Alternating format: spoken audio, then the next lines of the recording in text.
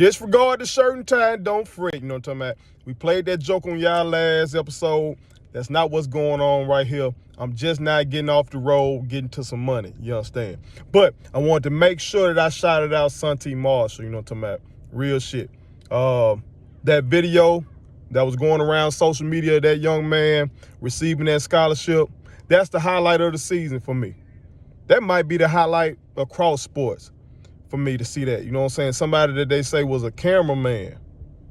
For that young man to go ahead and now have a full scholarship because he earned it, okay? It wasn't like Cole was just being benevolent and no shit like that. That young man was toting that rock. The running game has ticked up since that young man has been toting that rock. So he definitely earned that shit.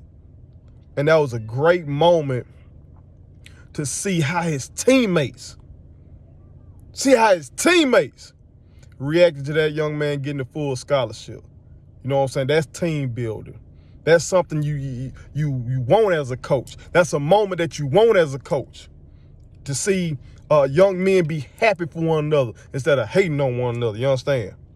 I think all of us can learn a lot from that moment, learn a lot from the work ethic of Santee Marshall. So shout out to him.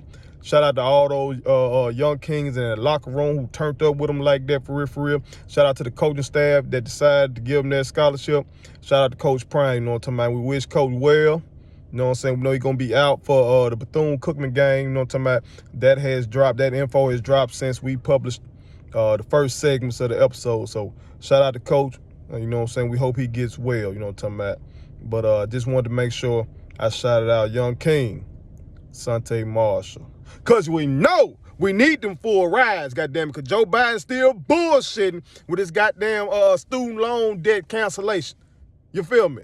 So, shout out to the young king, because he won't have to deal with that bullshit from Joseph Biden. Appreciate y'all for watching, as always. One.